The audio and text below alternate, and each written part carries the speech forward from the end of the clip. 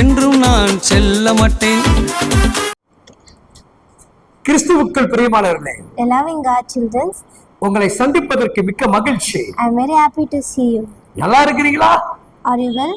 நீங்க நிச்சயமா நல்லா தான் இருப்பீங்க. Are you all well? Definitely. உங்க வாழ்க்கையில எவ்வளவு சந்தோஷத்தை பார்க்கிறேன். I will see more happiness in your life.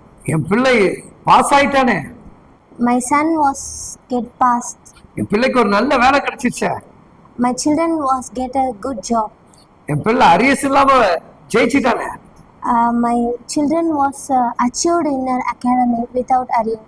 என் மகனுக்கு ஒரு நல்ல திருமண காரியத்தை கர்த்தர் ஏற்படுத்தி கொடுத்தாரு. God will make a good bride and bridegroom for my daughter and son. நல்ல கர்ப்பத்தின் கனிகளை கொடுத்து ஆசீர்வதித்தாரு. God will bless my daughter with a home.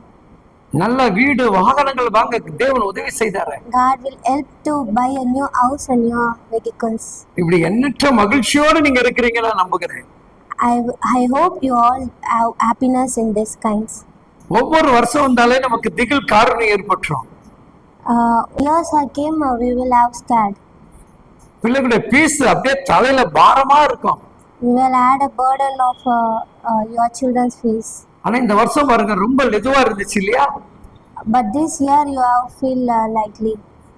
அப்ப தேவன் எல்லாவற்றையும் சந்திக்கிறார் அல்லவா? So that God will help from the heaven.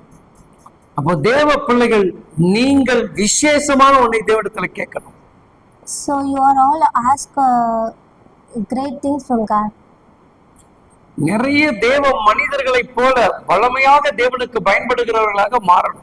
You ask God, I will use me like your children's. 1 கொரிந்தியர் 12ஆம் அதிகாரம் 31வது வேத வசனங்கள் இவ்விதமாக சொல்லுகிறது.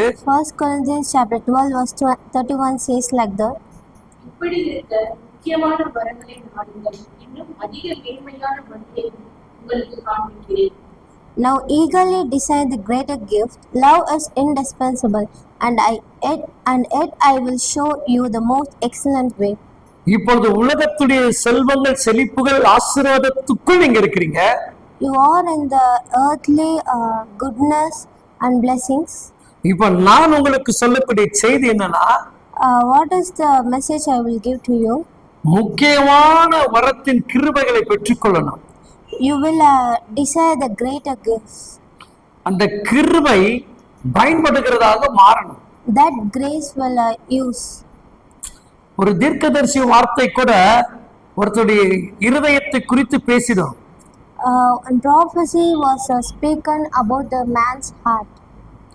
ஆனால் ஒரு சுகமாக்குற வரத்தின் மேன்மை நமக்கு வேணும். But we will have the healing gifts. IC வார்டுக்குள் படுத்துக் கொண்டிருக்கிறவனை இந்த சுகமாக்குற வல்லமையினால் நீ ஜெபிக்கும் போது விடுதலை கிடைக்கணும். If someone is in the ICU ward, you will pray with your healing gift that will heal that person. அப்படிப்பட்ட வரத்தை அதிகமாக நாடணும். So that only you eagerly desire the greater gifts.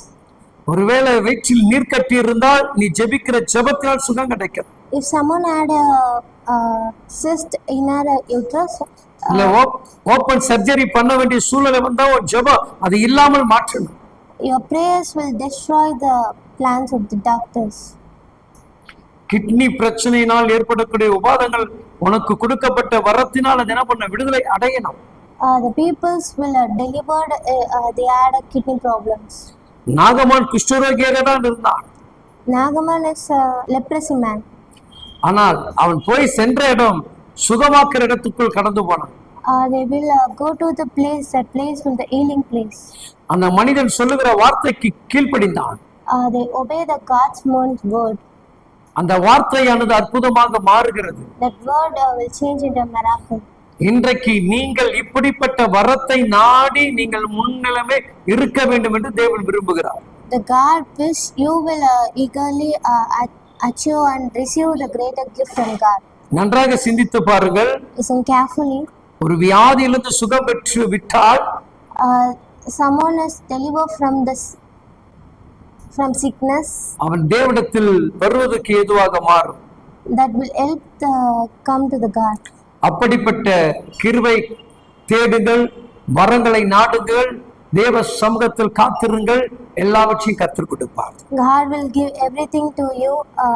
You will receive the blessing from the God, receive the gift from the God. He will given to you. Amen. Amen. தேவன் கூட இருப்பார். God will be with you.